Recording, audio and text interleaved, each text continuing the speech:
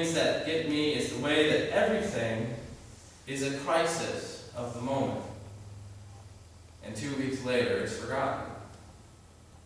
The way that the media and our culture raises the level of things to a point where there are now only two sides, for and against, and real thought is lost in balance.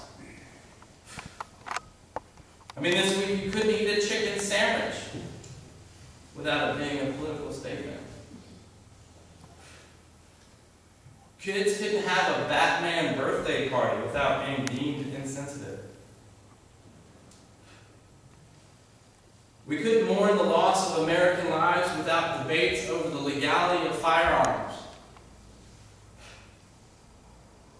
or speculation as to whether the gunman was a conservative nutjob or some type of whiny, bullied victim. We couldn't watch the Olympic opening ceremonies without controversy over the U.S. uniforms being made in China.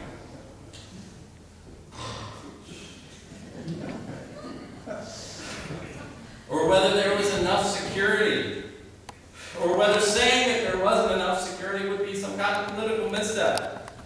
Or whether business owners deserve credit for what they create. The cynicism comes directly out, doesn't it? I voiced my frustration, and all I heard back was, well, it's an election year. What do you expect? That's cynicism. A snuffed-out spirit is one that has grown cynical, believing that nothing matters, nothing can be done anyway, so why bother? Nothing you do matters because nothing matters.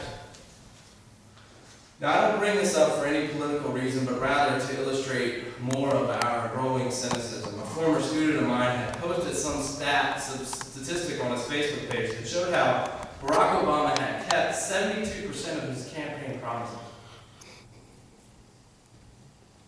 Interesting stat. But if you look deeper, that 72% included him keeping ones that were compromised with Republicans. That's an interesting stat when that's taken into account. What are the other 28%? I mean, why else would you not keep a promise except that the opposition is trying to keep you from doing it, right? Again, but I don't bring this up to dump on the president, but to make a point. My former student thought that 72% was good and was arguing so, as if 72% made this president the best ever. He said 24. This kid is 24 years old, supposedly idealistic. 72% good enough? I called him out on it, saying that means that he lied 28% of the time. Imagine if I lied to my kids 28% of the time, or if I only went to the ice cream store 72% of the times that I promised Cornelia that I would. How dad would I be? He said it was probably good for a president. That Bush was much worse. And this is where he probably was. Probably was. All presidents probably are. But is that our qualifying line? Have our standards dropped so low? If they have, why? Because of cynicism. Oh, don't worry, all politicians lie. Why? A person with an ardent spirit would demand more. A person with an ardent spirit would be more. Being cynical is much safer, though, than being on fire. You don't need to have an opinion. You don't need to care. You don't need to do anything because, hey, it all doesn't matter anyway. Okay, so we're up against all of that. How do we get through that? I've heard a term lately referring to folks who have religious identity. It is people of faith. As if that combines a bunch of people together. But faith in what? But faith is where we must start. Faith is the cure for the common cynic. Because faith is the opposite. A cynic, one whose light is completely out, doesn't believe anything matters. Sometimes they can go so far as to believe that nothing even exists. But faith that things matter is a place to start. That's a unifying thing. And faith can build from there. Then add to that faith in a God who created all things. One God who is timeless, infinite, and omnipotent, in control of all things. And that adds something a little bit more. Faith that God still exists, is still providing for the world, and is involved in history, and that adds something a little more.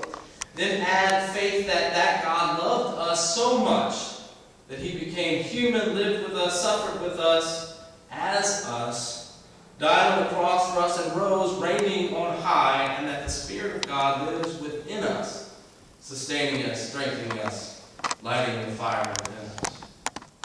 Faith in that kind of world does something to us, or it should, if it were realized and experienced in that way.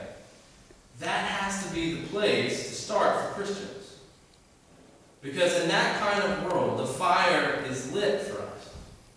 We are created and redeemed, and we have a fire that is set, ready to share. So now how do we share it without it being out? Faith in the providence of God can help us get beyond the major squabbling in the world. We can get beyond the results and the dreamed of ends and focus instead on the means, the ways that we do things. We can love rather than demonize, because we won't be working towards some kind of agenda that we make ourselves. We'll have God work that part out beyond what we are called to grasp. From here I see two important pieces of the puzzle that can sustain the fire once faith is begun.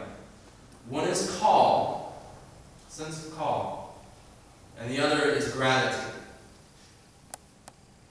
Call is an important piece of the puzzle because we are all very different, and we are all created for something different.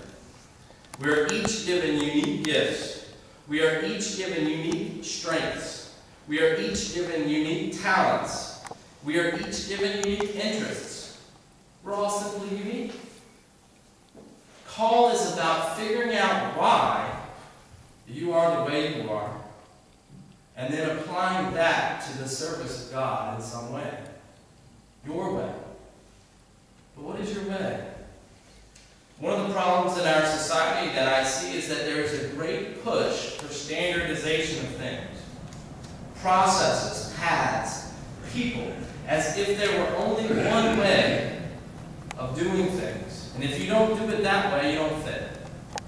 Schools are set up that way. It's frustrating. As a teacher, I see so many talented kids who aren't talented in everything get lost because they don't seem to fit in all the categories.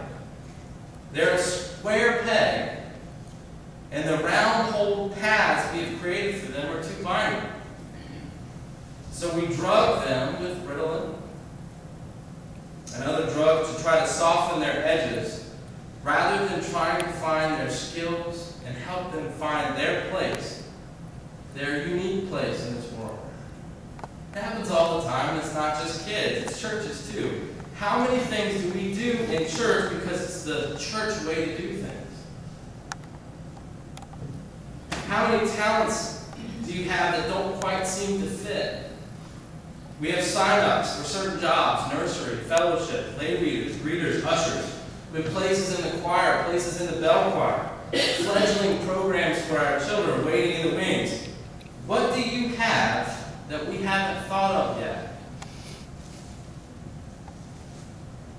What can you bring that isn't on a sign-up sheet? Bring it.